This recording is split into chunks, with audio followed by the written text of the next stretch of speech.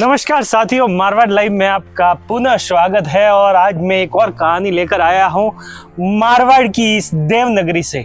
जी हाँ, देवनगरी की बात होती है तो सिरोही का जिक्र सबसे पहले आता है। और सिरोही में जब बात होती है मिथुन दा की तो वाकई में एक चेहरा सभी के सामने आता है और वो है रमेश जी मेघवाल, जिन्हें मिथुन दा के नाम से हर कोई जानता है। जी हाँ, ये मिथुन दा ऐसा है कि फिल्मों से प्रेरित हो जाता है और बॉडी भी ऐसी बनाता है, हेयर स्टाइल भी ऐसी बनाता है और अपने चलने का चाल और डांस करने का रवैया हूबहू मिथुन दा की भांति। ये हर बार इनका संपर्क होता रहता है, चिट्ठियाँ आती है और हर बार कहीं ना कहीं फिल्मों में इनको मौका मिलता है, राजस्थानी फिल्मों में मौका मिलता है और अपने हुनर के कारण छा जाते हैं। एक समाज सेवा की ऐसी लत लग जाती है कि हर आवारा किसी भी व्यक्ति की एक्सीडेंट हो जाती है तो सबसे पहले टेम्पो लेकर पहुंच जाते हैं। एक मामूली आदमी जो मजदूरी करके अपना घर चलाता है। कैसे हुआ स्वास्थ्य और चिकित्सा मंत्री कालीचरण जी शराब के द्वारा ये व्यक्ति सम्मानित? आइए चलते हैं, जानते हैं इनके जीवन के बारे में और रूबरू होते हैं। इनके जीवन से हम कुछ न कुछ प्रेरणा लेते हैं। मिलिए रमेश जी उर्फ मिथुन दा। कैसे हो सर? नमस्कार, आप सभी को मेरा नमन प्रणाम। मिथुन जी, कैसे लत लग गई आपको समाज सेवा की, रक्तदान देने की? ये जब मैं छोटा था तो अस्पताल में जाता था जी, तो वहाँ पे कई नोट्स लिखे हुए होते थे कि रक्त के बिना ऑपरेशन रुक जाते हैं और व्यक्ति की मृत्यु हो जाती है। जब छोटा था मेरी तमन्ना थी, लेकिन मैं उस समय दे नहीं सकता था और मेरी तमन्ना थी जो भगवान ने पूरी भी कर दी। बड़ा हुआ 1987 में फर्स्ट टाइम मैंने रक्तदान किया था मेरे पापा को। जी। हमारे 8 भाई बहन हैं हम, लेकिन मुझे बचपन ये तमन्ना थी कि जो दुख मैंने देखा है कोई और ना देखे। जी। एक बार फिल्म देखने गया जब मैं 9th क्लास में था, मिथुन दा की जी। जिंदगी आरजू। उसके बाद वो नाक का रोल बताते राकेश रोशन के साथ में। फिर मैंने क्या किया कि उनकी हेयर स्टाइल मुझे अच्छी लगी, फिर देखी किस्मत, तराना, वारदात, वांटेड। फिर मैंने तय कर दिया अपना हीरो मिथुन दा ही होगा। जी, मैंने सुना है कि आप उनकी तरह कूली की भांति काम करते थे। जी हाँ, प्रेम प्रतिभा में मिथुन दा कुली का काम करता है। जी। जब मेरा दादा ऐसा काम कर सकता है मैं क्यों नहीं करूँगा? किस बात की शर्म? जी। लोग चोरी करते हैं उनको भी शर्म नहीं, उल्टा सीधा काम करते उनको भी शर्म नहीं, तो हम अच्छा काम करते हैं। अच्छा काम करता है तो भगवान साथ देता है। तो उसी दिन से मैंने विचार किया अच्छा कि अपन समाज सेवा भी करें और कुली का काम भी करें। तो टेम्पो लाने का क्या विचार रहा आपका? विचार ये रहा था कि एक बार किसी का एक्सीडेंट हुआ था जी। हॉस्पिटल में। हॉस्पिटल में क्या है कि मतलब इंसान की मृत्यु हो जाती है तो वहाँ पे रहने नहीं देते, उनको घर पे ले जाना पड़ता है। जी। फिर मैं उधर भागा किया बेचारे, तो कई गाड़ी वाले थे, मर्जी का मतलब ज़्यादा उनको फोर्स कर सकते नहीं हम लोग।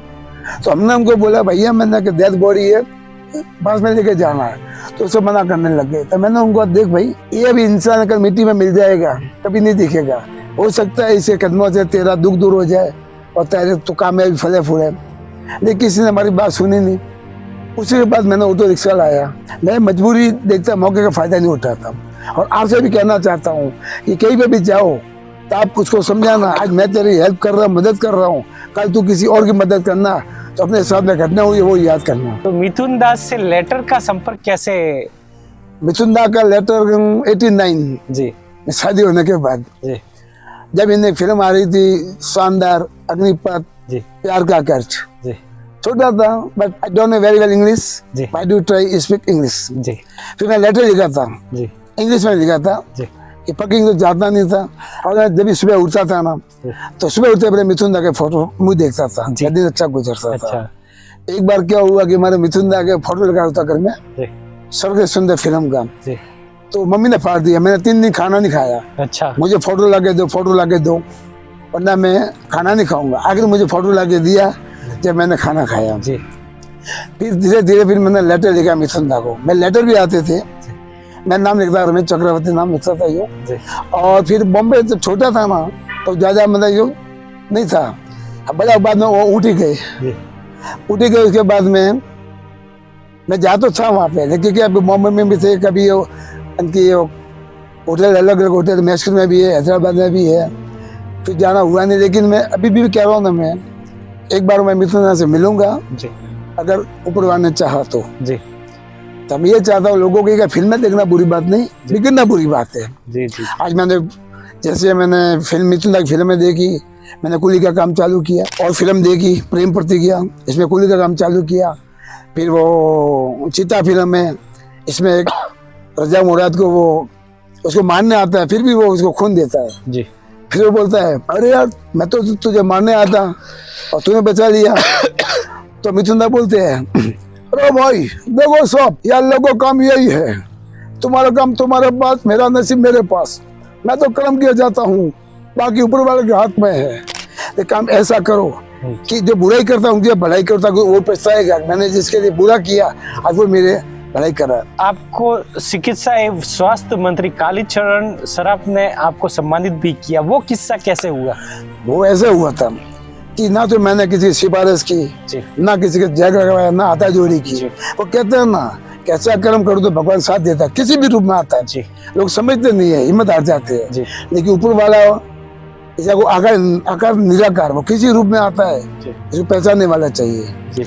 तो मैं ऐसे ऑटो पब्लिसिटी कर रहा था, जयपुर से फोन आया आपको सम्मानित कर रहे हैं, अब जयपुर बड़ा चौड़ा है, गुलाबी नगरी है, पक्का भागूंगा। मैंने विचार नहीं किया, फिर मैंने जानकारी ली, तो बस सिरोज से आपका नाम गया हुआ है समाज सेवा में, रक्तदान में, और मैंने 58 बार ब्लड दिया है जी अभी तक। जी लगभग सिरोही जिले में सब आप मिथुन दा के नाम से जी। सिरोही में कहीं पे चले जाते मैं लोगों को नहीं जानता हूँ, लेकिन लोग मेरे को कहीं पे भी जानते हैं।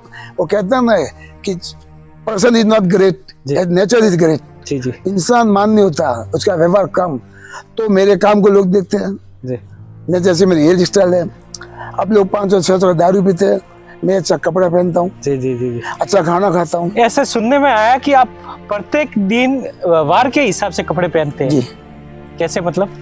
जैसे सोमवार है जी तो ब्लू कलर के कपड़े पहनता हूँ जी। मंगलवार है जी तो अब कलर सेम में होता है ना, नीला और आसमानी, वो पहनता हूँ। बुधवार को होता है तो क्रीम कलर पहनता हूँ, गुरुवार को कॉफी कलर पहनता हूँ, तो फ्राइडे आज मैंने ये सफेद पहन लिया। अच्छा। तो शनिवार होगा ब्लैक पहनूंगा, संडे को होगा तो आर्मी पहनूंगा। जी मतलब ऐसी जिनकी बहुत अच्छी है, जीने वाला चाहिए। जी जी जी जी जी। जिनके ज्यादा पैसे होने से आदमी लखपति नहीं बनता है। सही बात। अगर आप अच्छा कर्म करोगे, आपका कुछ भी नहीं है, लेकिन ऊपर वाले का छाया अपने ऊपर है ना, तो पैसा ही पैसा है। कोरोना को किस तरह से जिया आपने?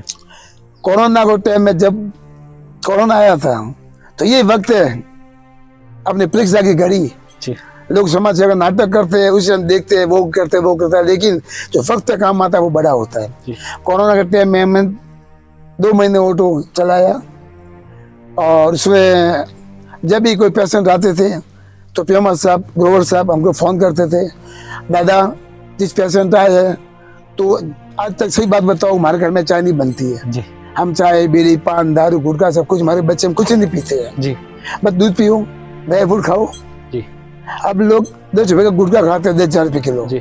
हम 700 रुपये का काजू खाते थे, और मिथुन दाल तो काजू बादाम खाते हो। खुद में ना अकल, औरों को मानते नहीं, कमाते अच्छा खाना जानते नहीं, तो जिनके जियो। उस टाइम मैंने क्या किया था कि कोरोना में ऑटो लेके गया था, जब कोई पेशेंट आया सोचा उनके पास में गया, देखो जाना तो सबको है, ठीक है आज नहीं तो कल जाएंगे ही, लेकिन उस टाइम जो भगवान तो हिम्मत दे रहा है अपन को, उस हिम्मत का उपयोग करो। क्यों कि हो सकता है अपने सेवा करने से किसी की जिंदगी बचाए, पूरे आपकी सारी लारी टूटने से बचाए, किसी रिश्ते मतलब टूटने से बच जाते हैं, किसी भाई जाने से बच जाता है, किसी मामा होने से बच जाता है, जीजा होने से बच जाता है, कई मतलब वो तो बच जाते हैं। फिर मैंने ऑटो में जो भी पैसे दिया अंदर डाल के लेके जाता था। उसके बाद में सुबह जाते थे सब्जियां लेकर जाते थे, जहाँ पे गाय बैठी थी उनको बांटने जाते थे। मेरी औकात नहीं है बॉस, गॉड इज गिफ्ट जी जी जी। मेरी हैसियत, मैं भी तो मांग के खाने वाला हूँ जी, और मैं इतना दे सकता तो लोग मेरे को पूछते कहीं जाके जी जी, ठीक है।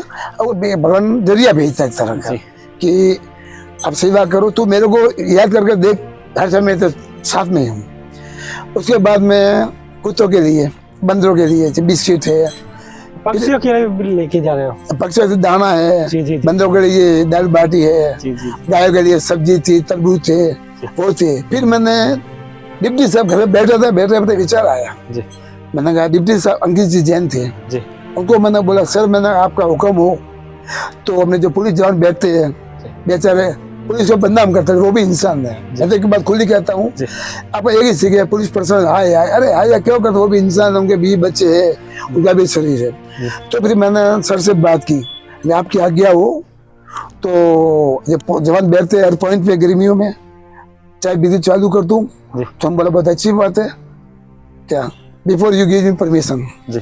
तो ठीक है, फिर मैंने सुबह ही मतलब जो इंसान चाय बनाना नहीं जानता उनके घर में चाय बनती थी, बंडी लेके और पानी की बोतल लेके मैं, हमारे दोस्त जय विक्रम जी वो बेचे समाज सेवी है, हम दोनों जोड़ी जी, वो है बिना बाल वाले, मैं हूँ बाल वाला। जी जी जी मिलने भी चाहते हैं, मैं जोड़ी थी बिना बाल वाले बाल वाले। तो उसके बाद में हम जहाँ पॉइंट पे खड़े हैं, चाय बिस्किट और पानी की बोतल हर पॉइंट पे, सिर्फ हर पॉइंट पे मैंने मिथुन दा फिल्म अच्छा ये ग्रहण की है। और जब तक दुनिया में हूँ मैं मिथुन दा का फैन रहूंगा, और किस्मत रहा तो मिथुन दा से मिलूंगा। और मैं ये भी कह रहा हूँ कि आप भी लोगों की सेवा करो, मौके का फायदा मत उठाओ, मजबूरी देखो, अच्छा काम करके तो देखो, सब मालूम पड़ेगा आपको। मिथुन दा भी बहुत गरीब इंसान था, मैं बताऊँ आपको। जी जी जी ये इतना गरीब था कि वो खाने के वांदे पड़ते थे। जी जी जी इसके घर में 3 बहनें थी, पिताजी का नाम बसंत चक्रवर्ती था, और इन्हें ईमानदार थे कि पैसा हराम नहीं लेते थे, और भाई बड़े थे, संभालना उनका काम था। ऐसे नाम था गौराम चक्रवर्ती है उनका, ठीक है, लेकिन फिर बाद मिथुन नाम नाम लिया। उसके बाद में वो बॉम्बे गए तो इधर घूम रहे यार दोस्त थे, फिर उन्होंने कोई काम भी किया शहर का कोई कंपनी में, तो ये तो अच्छा नहीं है, तो कलकत्ता में कॉलेज पढ़े हुए हैं, तो मिथुन का मैंने इतना अच्छा काम कर सकता हूँ तो क्यों नहीं। तो वहाँ पे जाके कि दोस्त करके भी तो हॉस्टल में रहते थे, होटल में सुबह 12 आ जाते थे। एक बार जब वो पैसे नहीं थे तो इंटरव्यू लेने आया था, उनको बोला खाना खिलाओ, अरे सब खाना खिलाओ, मैं इंटरव्यू नहीं दूंगा क्यों, तभी खाना खिलाया उसको। फिर बात हुई, पहली फिल्म आई उनकी, ऐसे तो 2 जाने थे शायद हिंदुस्तानी, लेकिन मिथुन दा की फिल्म आई और डायरेक्टर ने उनके बहुत भेदभाव किया। जो डायरेक्टर थे ना, जहाँ उनको अवार्ड मिलना था, कई अच्छी फिल्में दी है, उनको अवार्ड नहीं दिया।